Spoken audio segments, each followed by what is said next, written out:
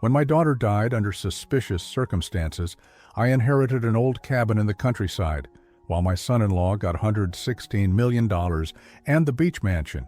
2 days later, what I found in that cabin made his house fill with police. Subscribe to the channel for more stories like this and comment the city you're watching from. My name is Raymond and I'm 54 years old. 3 weeks ago, I buried my daughter, Sarah. Today I learned she didn't want me to have anything. The lawyer's office smelled like old leather and disappointment. I sat in an uncomfortable chair, my hands folded in my lap, trying to process what I'd just heard. Sarah's will was being read, and with each word I felt smaller, more invisible. To my beloved husband Marcus, the lawyer continued in his monotone voice, I leave our beachfront mansion valued at $12 million, along with my entire investment portfolio, totaling $104 million.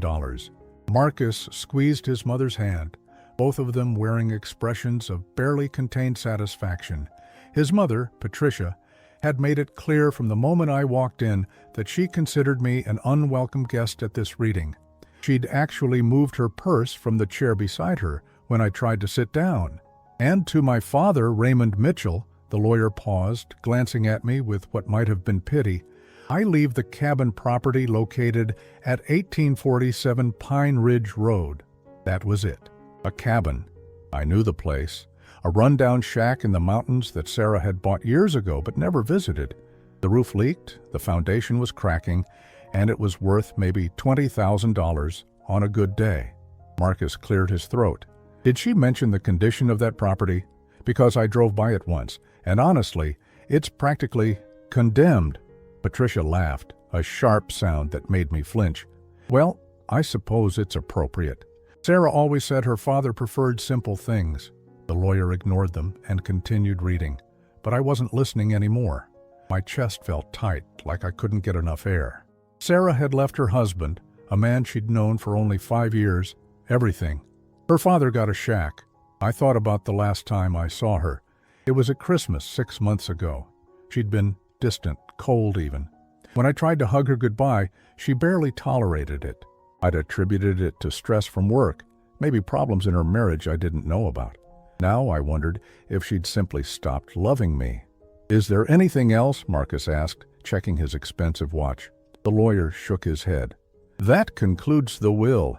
Mr. Mitchell, you'll need to sign these documents to claim the property. I signed where he pointed, my hand shaking slightly. Marcus and Patricia were already standing, discussing dinner plans, as if I wasn't there. Raymond, Marcus said as we walked toward the parking garage, if you need help cleaning out that cabin before you sell it, I know some guys who do estate cleanouts. They're not cheap, but given your situation, I'm sure we could work something out. His tone was patronizing, the way you'd talk to a child or someone you pitied. Patricia nodded approvingly. That's very generous of you, Marcus, she said. Not everyone would be so kind to a father-in-law who... He paused dramatically.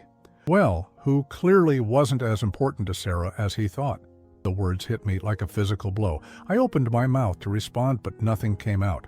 What could I say? The will spoke for itself. Think about it, Marcus continued, pulling out his phone. I've got to run a conference call with Tokyo. Patricia, shall we grab dinner at that new place downtown?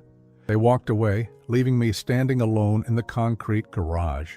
Their laughter echoed off the walls as they discussed their plans, their new wealth, their bright future. I stood there for 10 minutes, maybe longer, trying to understand how I'd become such a stranger to my own daughter. The drive home to my small apartment felt longer than usual. I kept thinking about Sarah as a little girl, how she used to run to the door when I came home from work, how she'd insist I read her 3 stories every night, how she'd cry when I had to travel for business.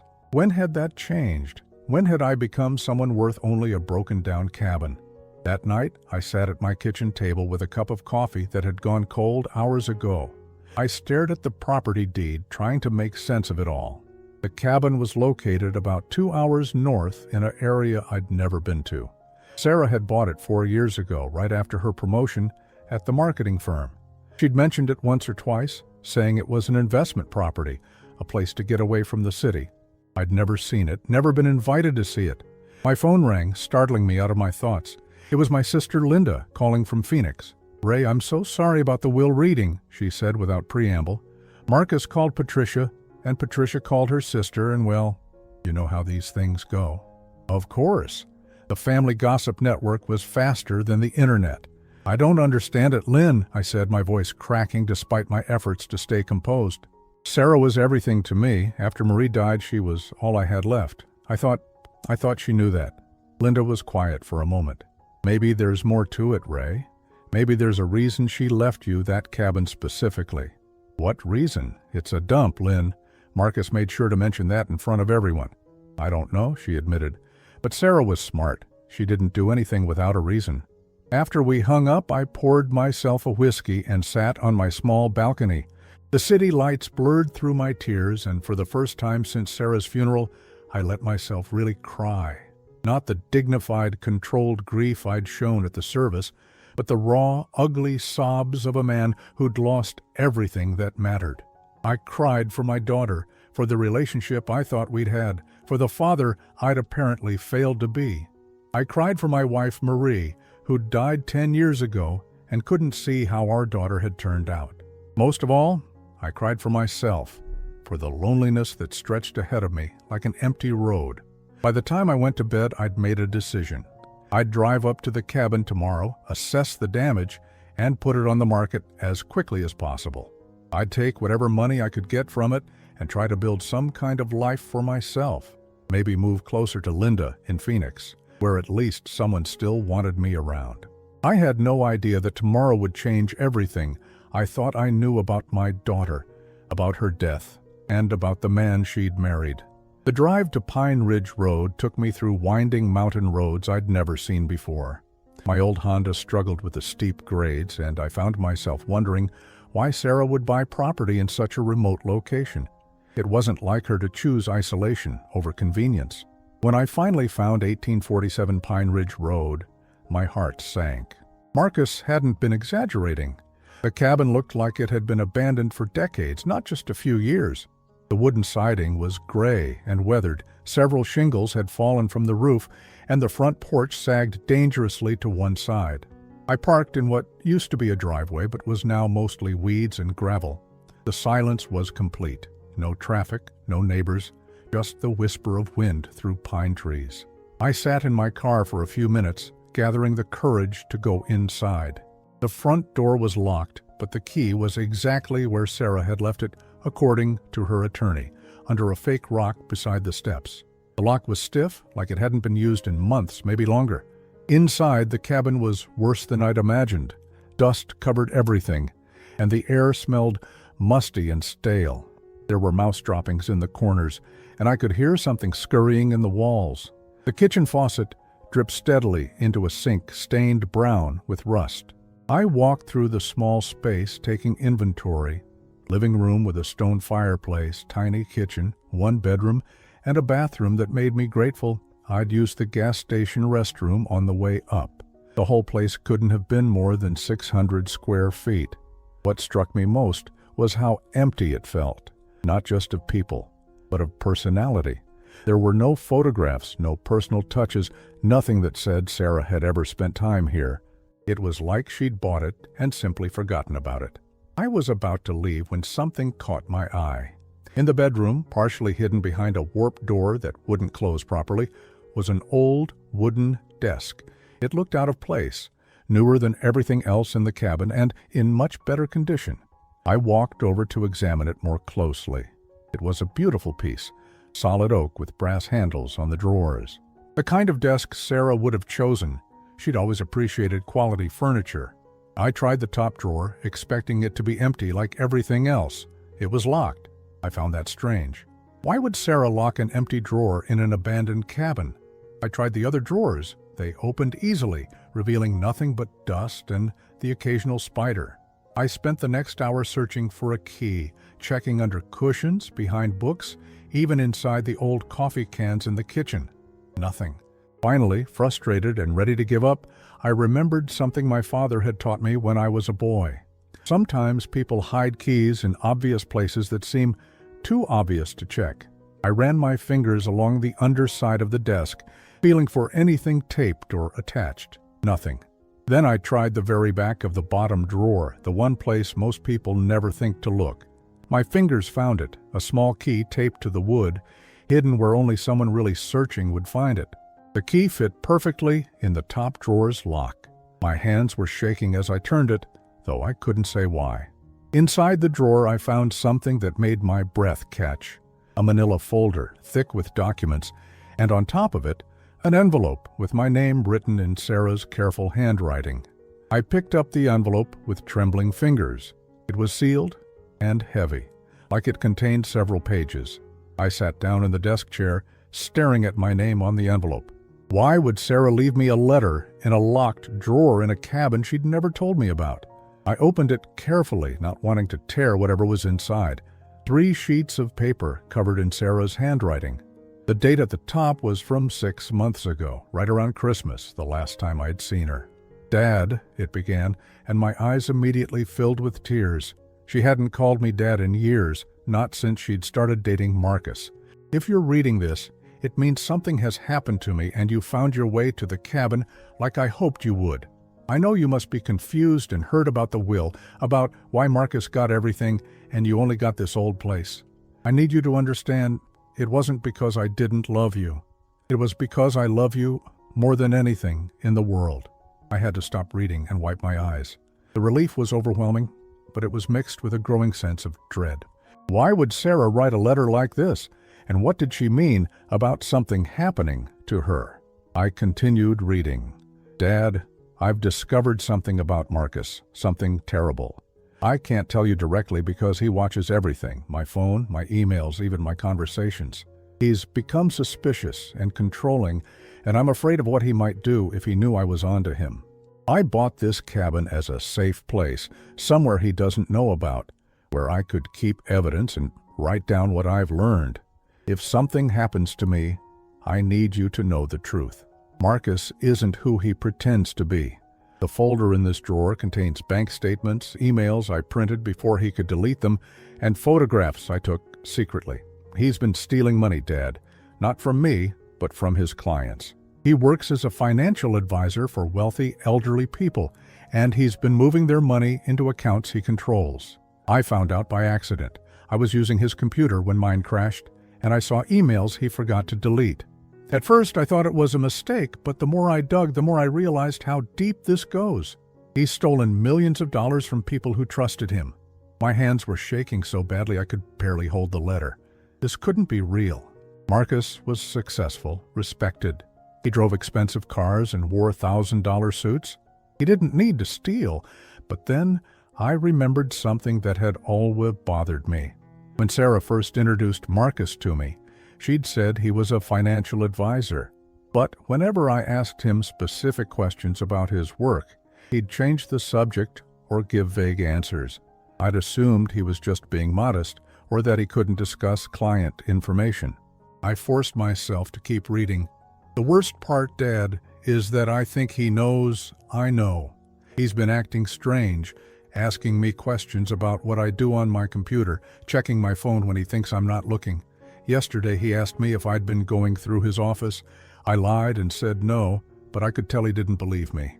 I'm scared, Dad. I'm scared of what he might do to keep this secret. That's why I'm leaving you this cabin. If something happens to me, you need to take this evidence to the police. The people he's stolen from deserve to get their money back. I know this will be hard to believe. I know you'll want to think the best of him because he's family now. But please, Dad, if you're reading this letter, it means I was right to be afraid. I love you so much. I'm sorry I had to push you away these past few months. I was trying to protect you. Marcus can't know that you mean everything to me, or he might see you as a threat too. Please forgive me for the will, for making you think I didn't care. I had to make it look real. But this cabin, Dad, this cabin and what's in it, this is your real inheritance. This is how I'm trying to save the people Marcus has hurt, and maybe save you too. Look in the folder, see what I found. Then decide what you believe. I love you forever, Sarah. I sat there for a long time, staring at the letter, reading it over and over. My daughter had been afraid for her life. She'd died just 2 months after writing this, in what everyone said was a tragic accident, a fall down the stairs at home while Marcus was at work. With shaking hands, I reached for the manila folder. Inside were bank statements, printed emails, and photographs of documents. As I started reading through them, one thing became terrifyingly clear. My daughter had been right to be afraid. And now, looking at the evidence she'd died trying to preserve, I realized that Marcus might have gotten away with the perfect crime. I spread Sarah's documents across the desk, my hands still trembling from reading her letter. The late afternoon sun slanted through the cabin's dirty windows, casting long shadows across what my daughter had died trying to protect. The first bank statement I picked up belonged to someone named Eleanor Whitman. According to the letterhead, she was 83 years old and lived in an assisted living facility. The statement showed a balance of over $2 million in January, but by March, there were massive withdrawals, $50,000 here, $75,000 there, all marked as investment transfers authorized by financial advisor. By June, Eleanor Whitman's account balance was less than $30,000. I found similar statements for 6 other elderly clients. Harold Chen, 91, had seen his retirement savings of $1.8 million reduced to almost nothing. Martha Rodriguez, 74, lost everything except her Social Security. The pattern was always the same: large withdrawals marked as investments authorized by their trusted financial advisor. Marcus. My stomach churned as I realized what I was looking at. These weren't just numbers on paper. These were real people, elderly people who had worked their entire lives to save this money, people who trusted Marcus to help them, to protect their life savings. Instead, he had systematically robbed them. I picked up a printed email dated 3 months before Sarah's death. It was from Marcus to someone named David Kellerman, and the subject line read, "Cayman Islands transfer urgent. David, need the Whitman and Chen transfers completed by Friday. Total should be $890K. Use the same shell company structure as last time. Eleanor is asking questions about her statements, and I think Harold's son might be getting suspicious. We need to move faster." There was a response email. "Marcus, this is getting risky. Maybe we should slow down, let things cool off." Marcus's reply was chilling. "Absolutely not. I've got things under control on this end. Sarah doesn't suspect anything, and these old people are too confused to cause real problems. Just do your job." I had to put the email down and walk away for a moment. The casual way he dismissed these old people made me sick, but worse was his mention of Sarah. Sarah doesn't suspect anything. This email was dated just weeks before she wrote the letter I'd found. She had suspected. She had known. And somehow, Marcus had found out. I forced myself to continue reading through the evidence. Sarah had been thorough, methodical. She'd printed emails, photographed documents when Marcus wasn't home, even recorded phone conversations on her cell phone. One photograph showed a handwritten note in Marcus's writing, "EW, heart condition, no family nearby. HC, early dementia, son in Seattle. MR, diabetes, daughter checks account monthly. Be careful." He had profiled his victims, identified their weaknesses, their vulnerabilities. Eleanor Whitman, with no family nearby. Harold Chen, with dementia. He had chosen people who would be least likely to catch on to his theft, least likely to fight back. I found another folder hidden beneath the first one, this one containing Sarah's own handwritten notes. Her writing was urgent, sometimes barely legible, like she'd been racing to get her thoughts down on paper. March 15th. Found transfer authorizations in Marcus's home office. Client signatures don't match their signature cards. I think he's forging them. March the 22nd. Called First National, pretending to be Eleanor Whitman's niece. They said she'd been asking about her missing money, but Marcus told them she was getting confused in her old age, and they shouldn't worry her with details. April 3rd. Marcus asked me again about what I do when he's not home. He's getting suspicious. I need to be more careful. April 18th. Found cocaine in his car. That explains the mood swings, the paranoia. How did I not see this before? April 25th. He knows. I'm sure he knows I've been in his office. This morning he asked me if I'd moved anything on his desk. I said no, but he kept staring at me like he didn't believe me. I'm scared. The final entry was dated just 1 week before her death. May 1st, Marcus came home early yesterday and found me in his office. I told him I was looking for a pen, but he went crazy, screaming about privacy and trust. He grabbed my arm so hard it left bruises. Then, later he apologized, said he was stressed about work, but I saw something in his eyes, something cold. I think he's going to kill me. I dropped the notebook, my heart pounding. Sarah had known. In her final week, she had known that Marcus was planning to hurt her. The thought of my daughter living in fear, trapped in her own home with a man who was planning her murder, was almost unbearable.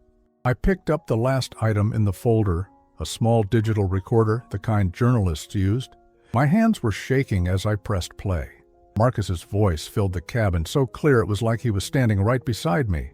"Told you, David, we can't slow down now. I've got the Rodriguez woman's power of attorney, and the Chen family thinks their father is just confused.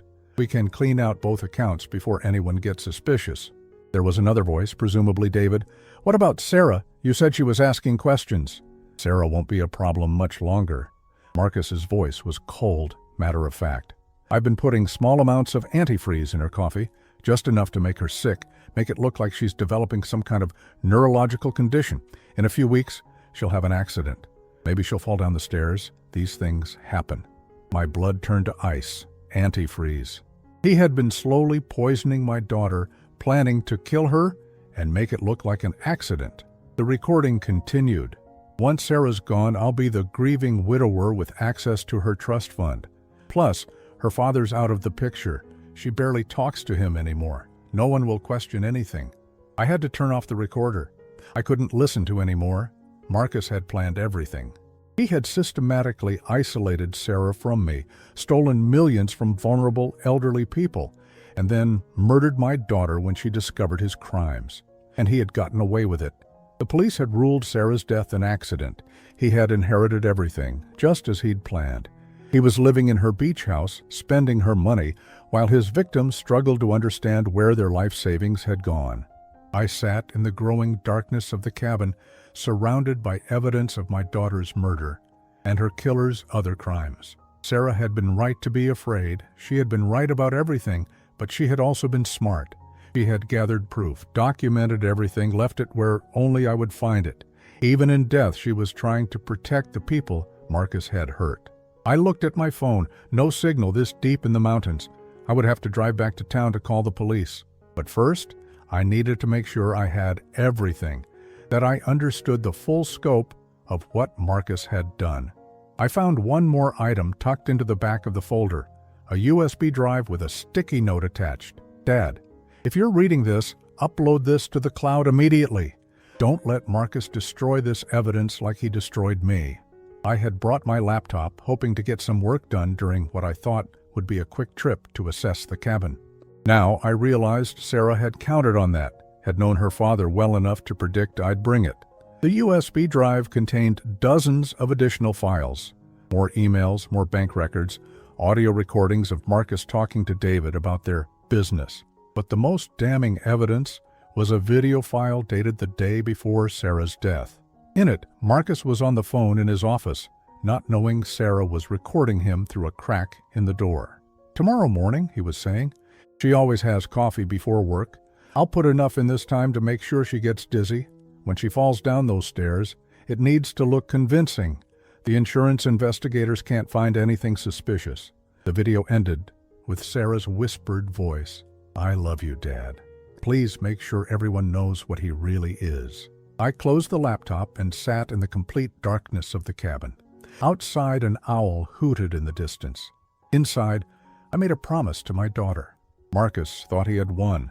He thought he had destroyed all the evidence and silenced the only person who knew the truth. But he was wrong. Sarah had outsmarted him one final time, and now I held proof of everything he had done. Tomorrow, Marcus's world was going to come crashing down. I didn't sleep that night.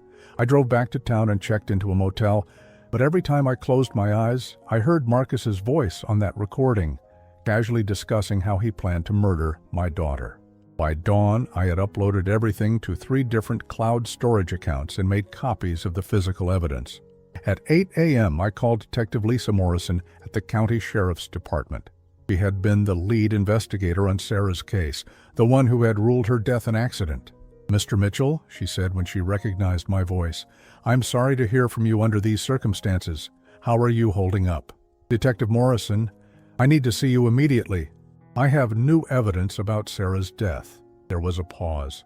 "Mr. Mitchell, I understand how difficult it is to accept what happened to your daughter, but we conducted a thorough investigation. There was no evidence of foul play." "There is now," I said. "I found documents, recordings, proof that Marcus killed her. He was investigating him for financial crimes, and he murdered her to keep her quiet." Another longer pause. That's a very serious accusation."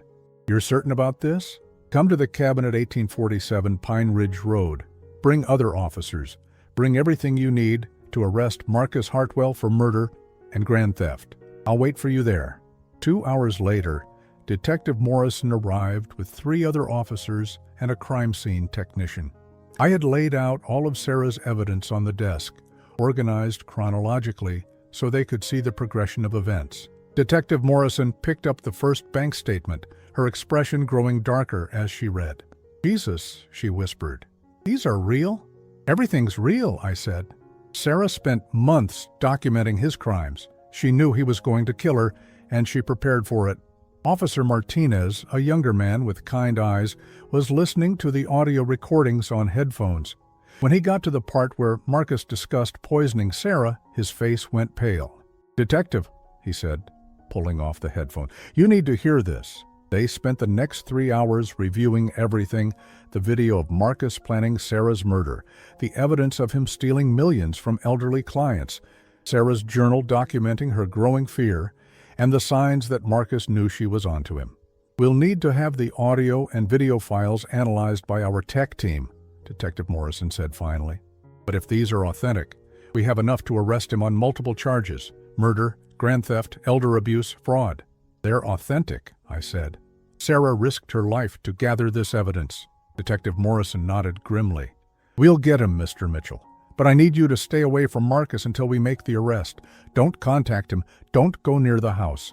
Let us handle this." I drove home with a sense of anticipation I hadn't felt in months. For the first time since Sarah's death, I felt like I was doing something meaningful, something that honored her memory. But Marcus had other plans. That afternoon, as I was organizing Sarah's evidence one final time before turning it all over to the police, my doorbell rang. Through the peephole, I saw Marcus standing on my porch wearing one of his expensive suits and his practiced smile. My heart started racing, but I forced myself to remain calm. I opened the door, acting surprised to see him. "Marcus," I said, "and what brings you by?" His smile was perfect, but something in his eyes was different, colder, more calculating. "Raymond," he said, "I hope you don't mind me dropping by unannounced. I was in the neighborhood, and I realized we haven't really talked since the funeral. I wanted to check on you, see how you're doing." I stepped aside to let him in, my mind racing. Why was he here? Had he somehow learned about my discovery at the cabin? "That's thoughtful of you," I said, closing the door behind him. "Can I get you something to drink? Coffee would be great." He was looking around my small apartment, taking in the modest furniture, the single bedroom visible through the open door. "You know, Raymond, I've been thinking. Sarah always worried about you living alone in this place. Maybe it's time to consider something with more assistance, more support." I kept my expression neutral as I poured coffee into 2 mugs. "I'm doing fine, Marcus. I've lived here for 15 years. "I'm sure you have." He accepted the coffee and sat down on my couch, making himself at home. "But things change. People get older. They need help they didn't need before. Sarah used to mention that she worried about your finances, your health." That was a lie.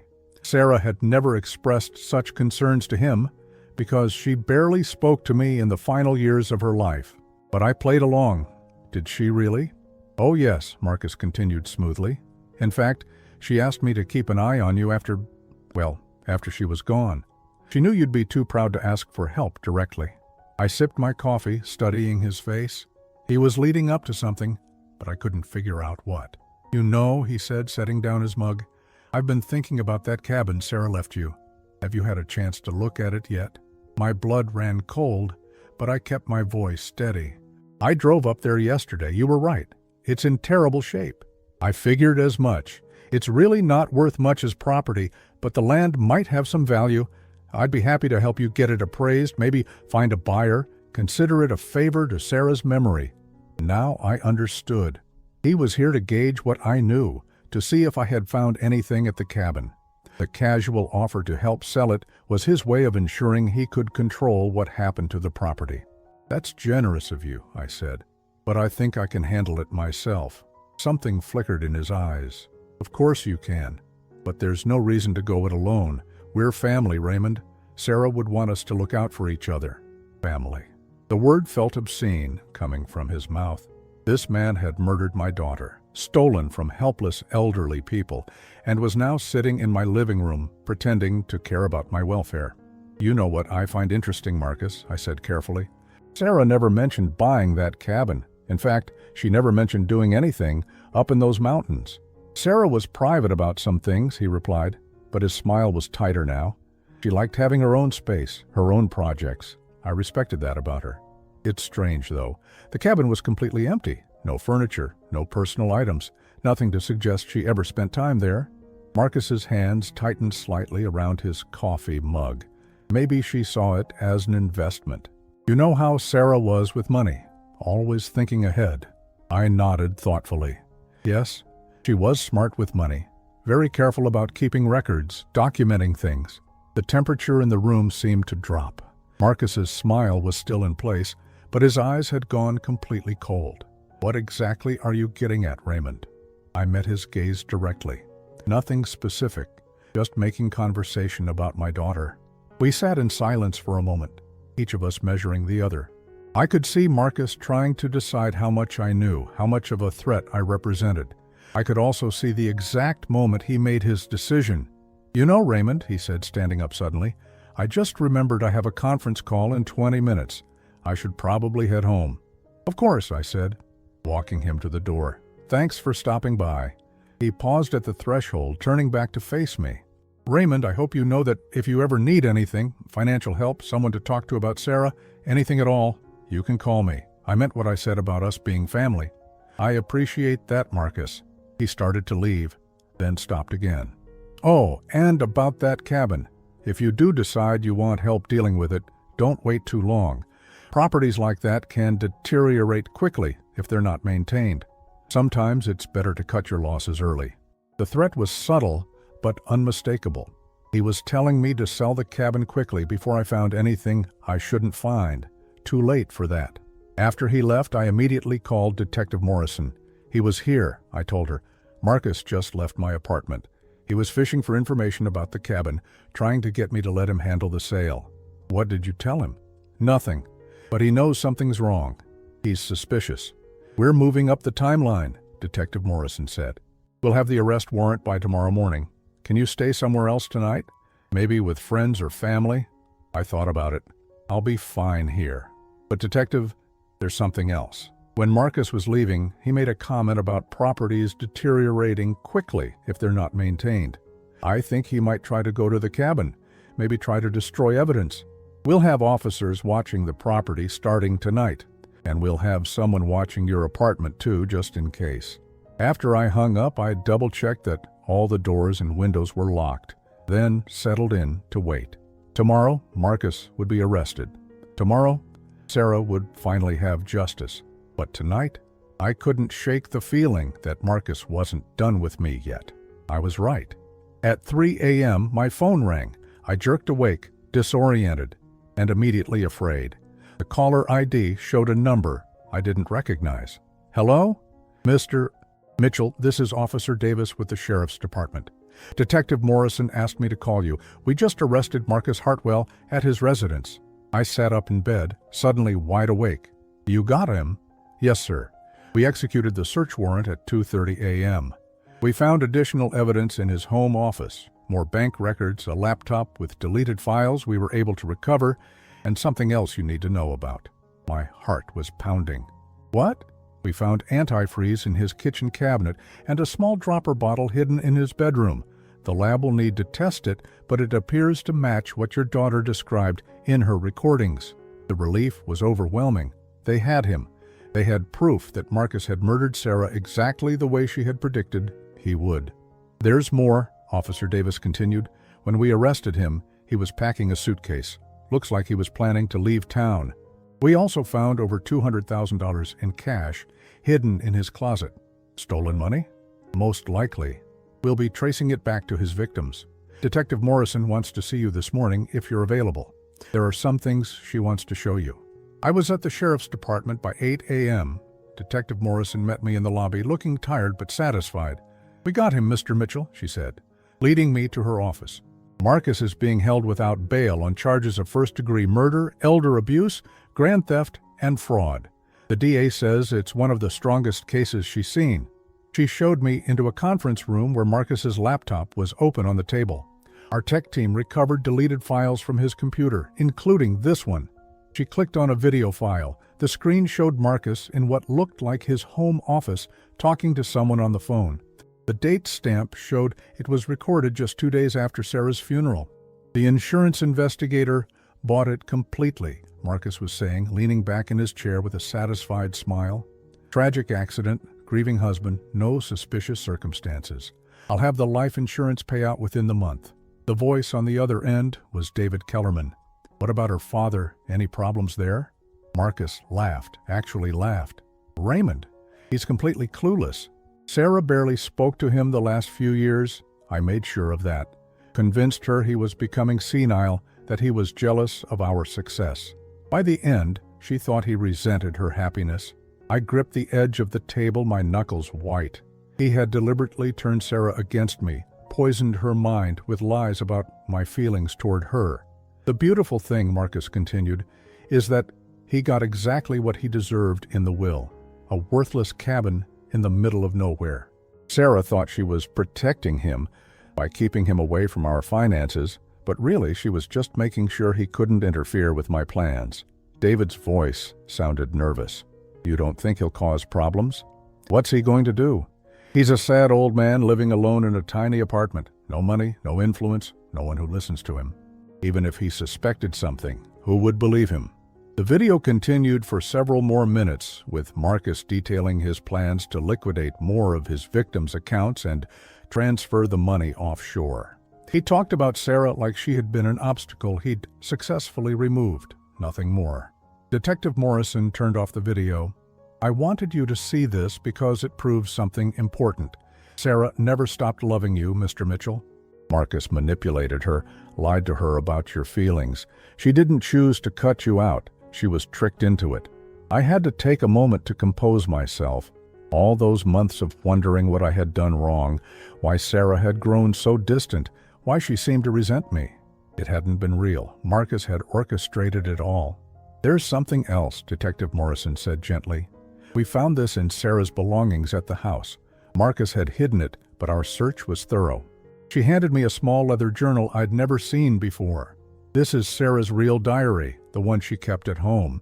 It tells a different story than the one Marcus wanted us to see." I opened it to a random page, dated about a year before Sarah's death. "I'm so confused about Dad. Marcus keeps telling me things, that Dad said he thought I was making a mistake marrying Marcus, that he's been asking people about our finances, that he seems jealous of our success. But none of it sounds like Dad. When I try to talk to Marcus about it, he just says he's trying to protect me from being hurt. I love Dad so much, I miss the relationship we used to have. But Marcus says that's just nostalgia, that people change as they get older, that Dad is probably developing some kind of dementia that makes him paranoid and resentful. I don't know what to believe anymore." Another entry from 6 months later. "Something's wrong. Marcus showed me an email he says Dad sent, asking for money and saying terrible things about Marcus. But the writing doesn't sound like Dad at all. When I called to confront him about it, Dad seemed genuinely confused. He said he never sent any email like that. Marcus says that's typical, that people with early dementia often don't remember things they've said or done. But I'm starting to wonder if Marcus is lying to me about Dad." The final entry I read was dated just 2 weeks before her death. "I know now that Marcus has been lying about Dad this whole time. I found the fake email account he created to send those messages pretending to be from Dad. He's been manipulating me, turning me against the person I love most in the world. I tried to call Dad tonight to apologize, to explain, but Marcus came home and caught me. He flew into a rage, accused me of betraying him, of choosing my pathetic father over my husband. The way he said it, the look in his eyes, I've never been so scared in my life. I know now that everything Marcus has told me about Dad was a lie. Dad never resented me, never said anything bad about Marcus, never asked for money. Marcus created all of it to isolate me, to make sure I had no one to turn to when I discovered what he really is. I'm going to make this right. I'm going to tell Dad everything, apologize for believing Marcus's lies, and ask for his help. But first, I need to gather proof of what Marcus has been doing. I need to protect Dad from him. I closed the journal, tears streaming down my face. Sarah had figured it out.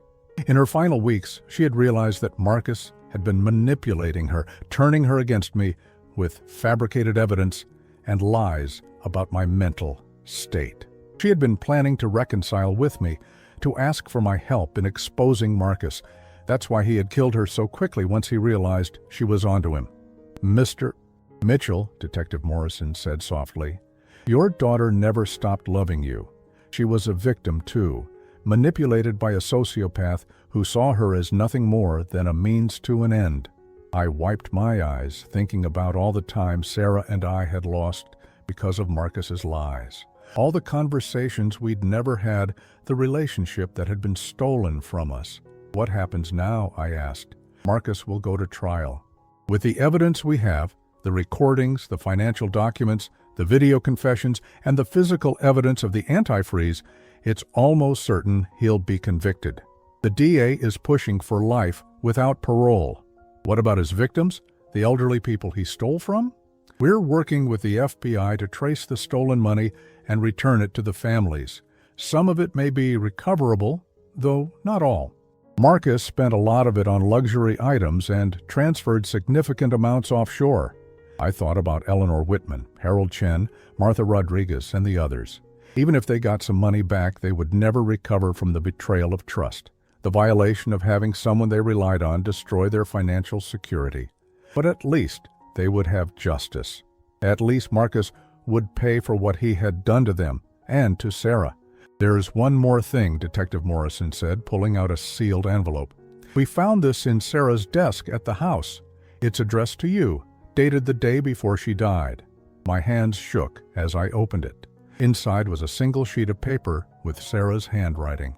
Dad, I know I've been a terrible daughter these past few years. I know I've hurt you and pushed you away, and I'm so sorry. Marcus lied to me about you, made me believe things that weren't true, and I was foolish enough to believe him. I love you more than anything in this world. You raised me to be strong, to fight for what's right, and that's what I'm going to do. I'm going to stop Marcus, and then I'm going to spend the rest of my life making up for the time we've lost. If something happens to me before I can make this right, please know that every day I pushed you away, my heart was breaking. Please know that you were the best father any daughter could ask for, and that none of this was your fault. I love you forever, Sarah. She had written this letter the day before Marcus killed her. She had been planning to mail it to start the process of rebuilding our relationship. Instead, she had died believing I might never know how she really felt about me. But now I knew. Sarah had loved me. She had been manipulated and lied to, but she had never stopped loving me. And in the end, she had died, trying to protect me and Marcus's other victims. That was something Marcus could never take away from me. 6 months later, I stood in the same courtroom where Marcus was sentenced to life in prison without the possibility of parole. He had aged dramatically since his arrest, his expensive suits replaced with orange prison garb, his confident smile gone forever. When the judge read the verdict, he didn't even look at me. He stared straight ahead, finally understanding that his manipulations and lies had caught up with him. The families of his victims filled the courtroom. Eleanor Whitman, now 84, had recovered about 60% of her stolen money. It wasn't everything, but it was enough for her to remain in her assisted living facility with dignity. Harold Chen's son had flown in from Seattle to see justice served for his father, who had passed away 2 months after Marcus's arrest, never fully understanding what had happened to his life savings. As we left the courthouse, Eleanor approached me with tears in her eyes. "Mr. Mitchell," she said, taking my hands in her trembling ones, "your daughter saved us. If she hadn't been so brave, if she hadn't gathered that evidence, he would still be out there hurting people." I squeezed her hands gently. She would be glad to know that justice was served. The legal proceedings had revealed even more of Marcus's crimes. The FBI had discovered that he and David Kellerman had been running their operation for over 3 years, stealing from dozens of elderly clients across multiple states. The total theft exceeded $15 million, making it one of the largest elder fraud cases in the region's history. More importantly for me, the investigation had uncovered the full extent of Marcus's manipulation of Sarah. Phone records showed he had been intercepting her calls and texts, preventing many of my attempts to reach her from ever getting through. He had created fake social media accounts to send me cruel messages that appeared to come from her, and had even hired someone to call me pretending to be Sarah, saying hurtful things designed to make me stop trying to contact her. The depth of his deception was staggering. For 3 years, he had systematically destroyed my relationship with my daughter, all while planning to eventually murder her for her inheritance. But Sarah had outsmarted him in the end. After the trial, I drove back to the cabin on Pine Ridge Road. It looked completely different now. I had spent the past months renovating it, turning it from a rundown shack into a comfortable retreat. The roof was repaired, the foundation stabilized, and the interior completely remodeled with modern appliances and furniture. But I had kept Sarah's desk exactly as she left it, as a reminder of her courage and love. The cabin sat on 12 acres of beautiful mountain forest, with a stream running through the back of the property and wildlife that reminded me daily of the peace Sarah had tried to give me. She had chosen this place carefully, remote enough for privacy, but accessible enough that I could live here comfortably, because that's what I had decided to do. I sold my apartment in the city and moved to the mountains permanently. The life insurance money from Sarah's policy, money Marcus never got to touch, had been more than enough to renovate the cabin and set me up for a comfortable retirement. But more than that, I had discovered something in the cabin that even Sarah didn't know she had left me. While doing renovations, the contractors had found a second hidden compartment in the cabin's foundation. Inside was a safety deposit box key and a note in Sarah's handwriting. "Dad, emergency fund in case Marcus tries to take everything. Box 2847 at Mountain Trust Bank. I love you.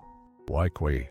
The safety deposit box contained $400,000 in cash and gold coins, money Sarah had been secretly setting aside for years, long before she discovered Marcus's crimes.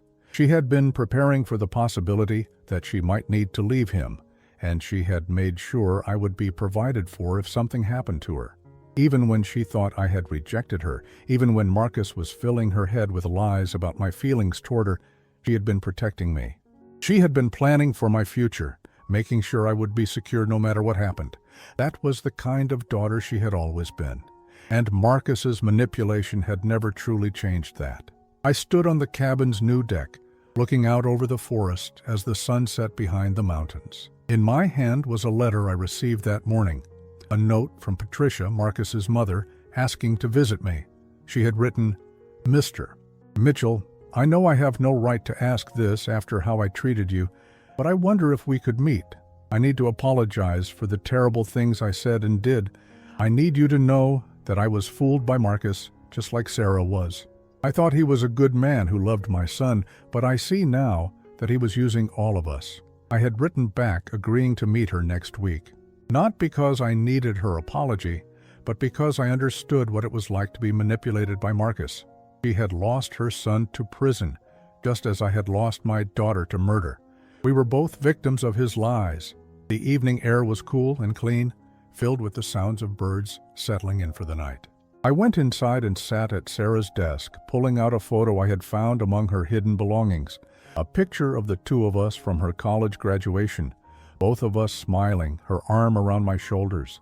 I had thought that day that we had so many years ahead of us, so many moments to share.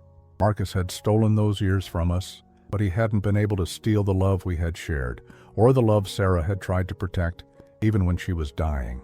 On the desk was a leather journal I had started keeping, my own record of thoughts and memories about Sarah, stories I wanted to remember about her childhood, about the woman she had become despite Marcus's influence. I opened to a fresh page and wrote, "Sarah was brave. That's what I want people to remember about her. She could have stayed silent when she discovered what Marcus was doing. She could have protected herself by pretending not to know. Instead, she chose to gather evidence, to document his crimes, to make sure that even if he killed her, he wouldn't get away with destroying other people's lives. She died protecting people she had never met, elderly strangers who trusted the wrong person with their life savings. She died protecting me, making sure I would have the truth even if I couldn't have her. Marcus thought he had won when he isolated her from me, when he convinced her I didn't love her. But he was wrong. Love doesn't die because of lies and manipulation.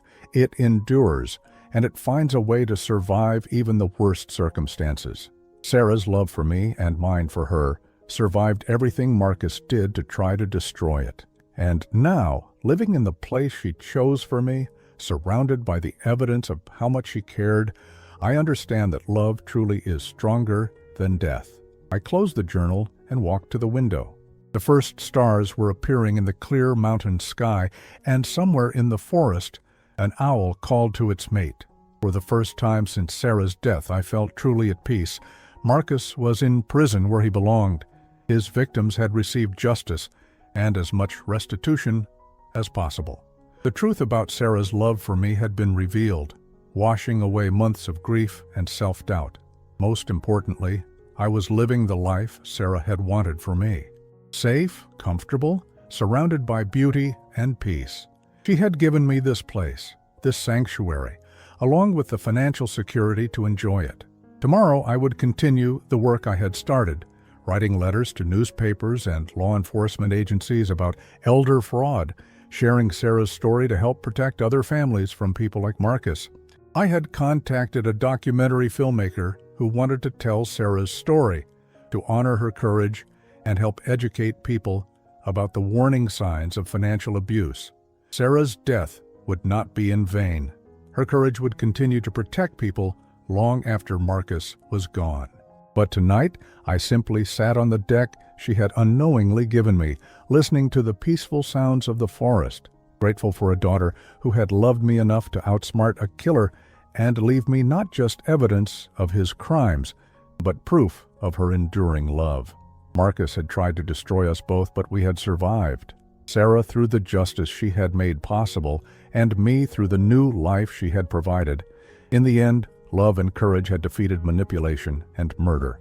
Sarah would have been proud of that victory, and I planned to spend the rest of my life making sure her sacrifice continued to matter. The cabin on Pine Ridge Road had seemed like a cruel joke when I first inherited it. Now, I understood it was the greatest gift a daughter could give her father. Not just a home, but a testament to love that no amount of evil could destroy. I was finally home, and Sarah was finally at peace.